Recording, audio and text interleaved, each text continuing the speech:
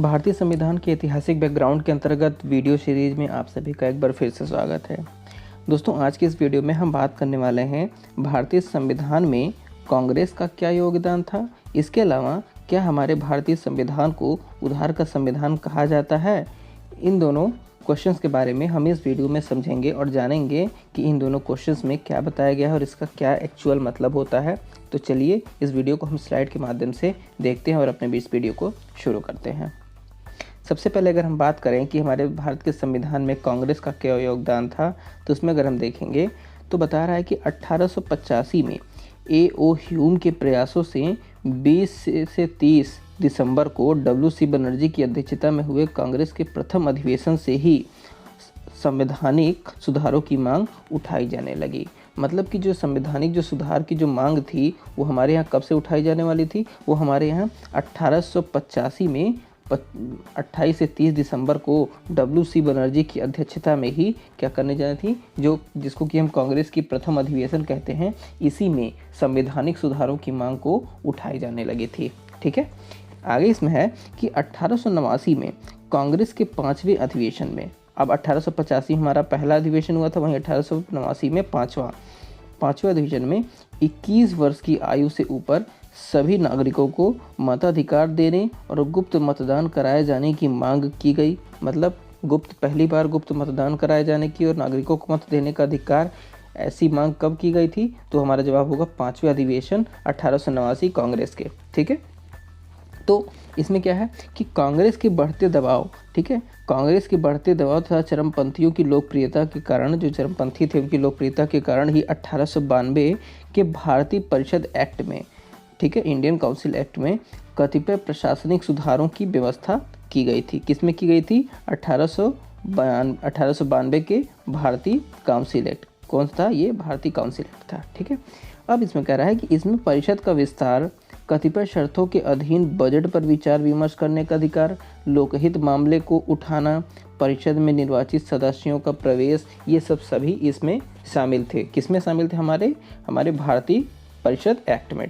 ठीक है, अब हम देखते हैं 1906 में क्या हुआ था।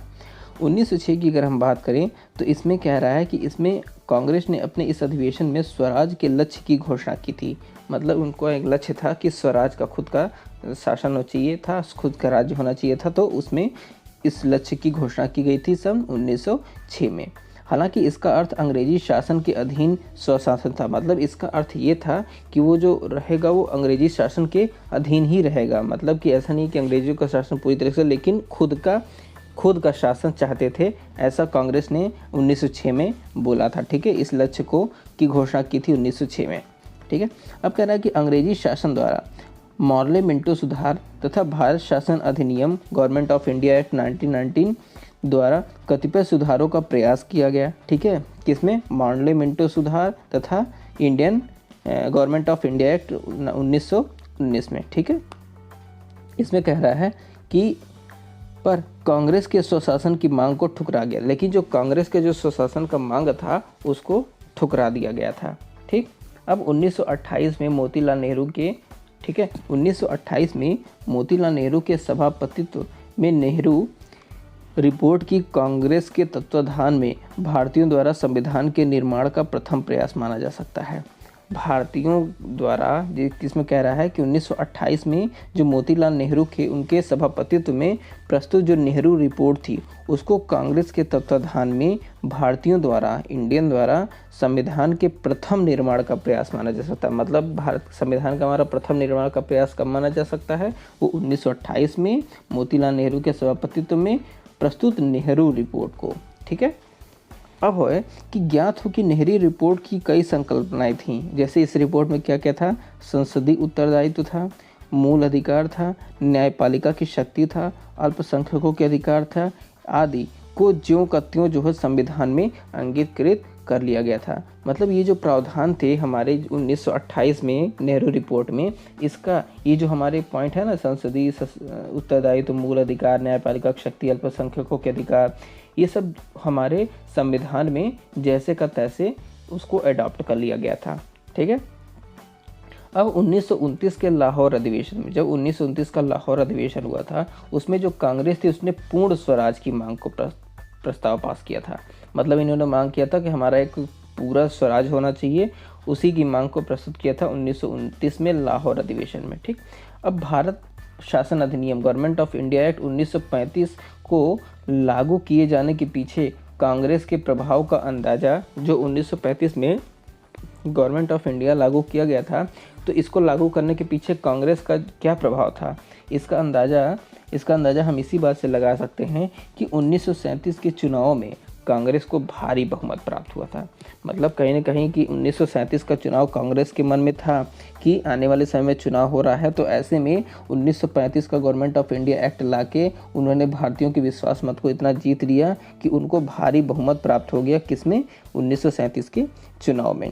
ठीक है, फिर कह रहा है कि महात्मा गांधी ने मांग की थी कि भारत का संविधान भारतीयों द्वारा ही निर्मित होना चाहिए। ठीक है, लेकिन 1938 में जवाहरलाल नेहरू ने कांग्रेस की ओर से संविधान सभा की मांग प्रस्तुत की। 1937 में बहुमत मिला, अब 1938 में जो जवाहरलाल नेहरू थे उन्होंने कांग्रेस की ओर से संविधान सभा की मांग प्रस्तुत की थी, और 1940 में कांग्रेस के अधिवेशन में प्रस्ताव पारित कर घोषणा की गई कि भारत की जनता पूर्ण स्वतंत्रता चाहती है। कब? 1940 में ये घोषणा की गई थी कि जो भारत की जनता है वो क्या चाहती है, वो पूर्ण स्वतंत्रता चाहती है, और वयस्क मताधिकार के आधार पर निर्मित संविधान सभा ही भारतीयों के भाग्य का निर्माण कर सकती है। मतलब भारत की जनता ये चाहती है कि, ये कहती है कि जो वयस्क मताधिकार के आधार पर जो निर्मित जो संविधान सभा है वही भारतीयों के भाग्य का निर्माण कर सकती है, कोई और नहीं कर सकता है।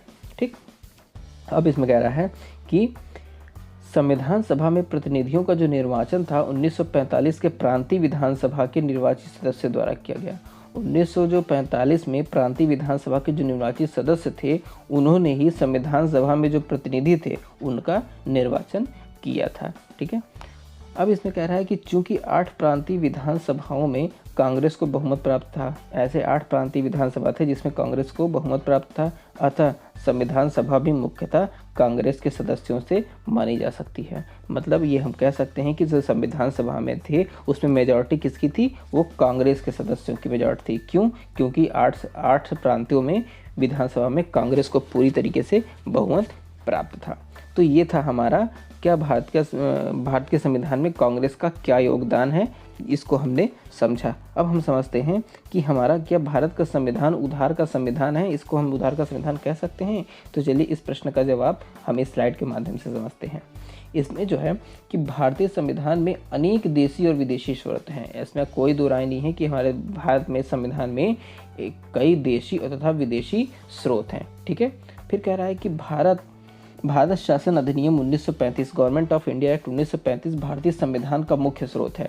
हम भारत के संविधान का अगर अवलोकन करेंगे तो जो हमारा गवर्नमेंट ऑफ इंडिया एक्ट 1935 है इसमें काफ़ी प्रावधान ऐसे मिलेंगे जो हमारे भारत के संविधान में उल्लिखित हैं। ठीक है, जिसके लगभग, इसमें कह रहे हैं ना, जिसके लगभग 250 से अधिक अनुच्छेद वर्तमान संविधान में ज्यों के त्यों थोड़े बहुत परिवर्तन के साथ ला दिए गए। मतलब कि टोटल 1-2 नहीं, टोटल 250 ऐसे अनुच्छेद थे जो थोड़े बहुत परिवर्तन के साथ ज्यों का त्यों हमारे संविधान में ला दिए गए।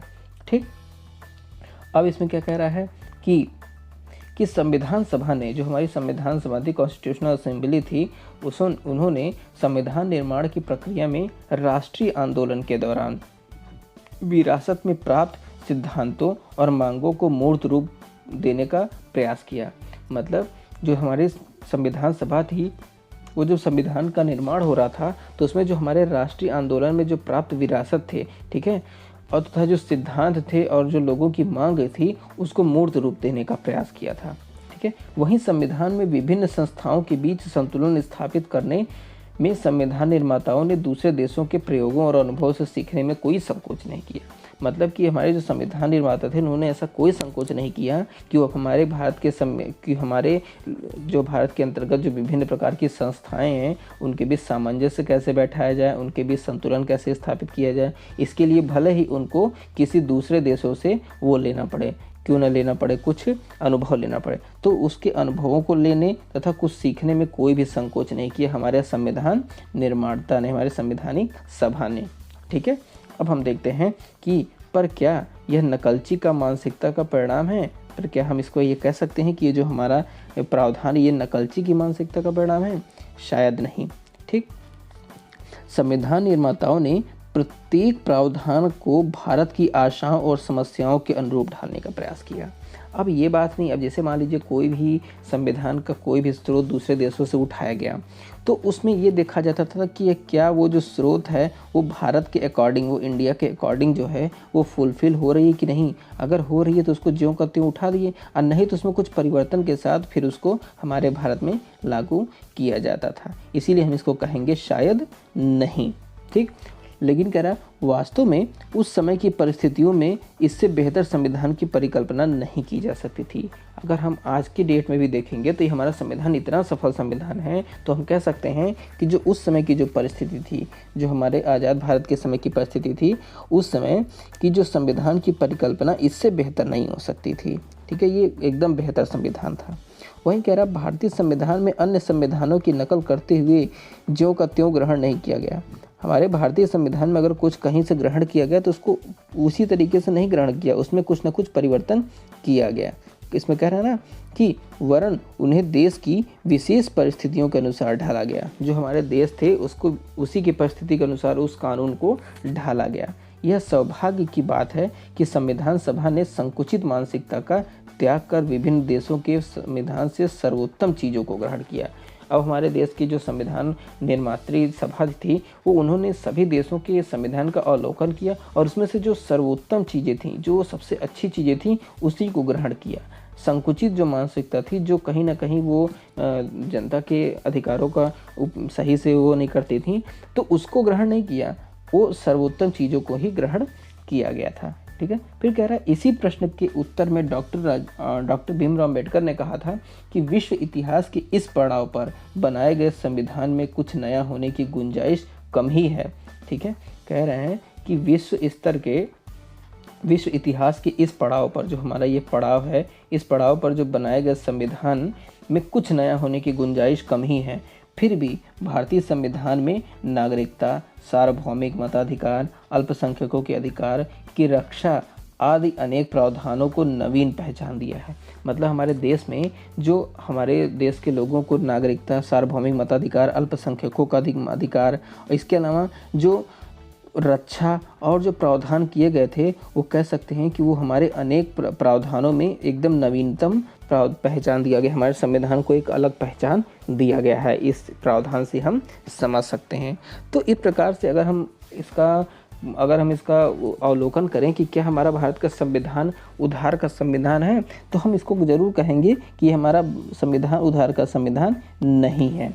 अब क्यों नहीं है, इसका जवाब भी हमें मिल ही गया होगा। वो इसलिए नहीं है कि हमारे देश ने अगर किसी दूसरे देश के संविधान से अगर कुछ एडॉप्ट किया है तो उसमें कुछ संशोधन से, कुछ अमेंडमेंट करके तब उसको अपने देश में अपनी परिस्थिति के अनुरूप, जो हमारे देश की क्या परिस्थिति थी उसके अनुरूप उस कानून को ढाला है। तो इसलिए हम ये नहीं कह सकते कि पूरी तरीके से हमारा जो संविधान है वो उधार का है, मतलब उधार का संविधान है, पूरी तरीके से हर चीज़ें अलग जगह से अडॉप्ट कर ली गई। नहीं, उसमें कई संशोधन करने के बाद ही हमारे देश के संविधान को निर्माण किया गया, जो काफ़ी सफलतम संविधान है। तो ये था हमारा आज के इस वीडियो में संविधान में कांग्रेस का क्या योगदान था, वहीं तथा क्या हमारा जो संविधान है वो उधार का संविधान है या नहीं, ठीक है। तो दोस्तों आई होप कि आपको हमारा ये वीडियो काफ़ी पसंद आया होगा। पसंद आया तो आप हमारे वीडियो को लाइक कीजिए, कमेंट कीजिए, अपने फ्रेंड के साथ शेयर कीजिए, और अगर आपके मन में कोई क्वेश्चन हो तो नीचे कमेंट बॉक्स में पूछ सकते हैं। मिलते हैं हम आपसे अगले वीडियो में, तब तक के लिए थैंक यू।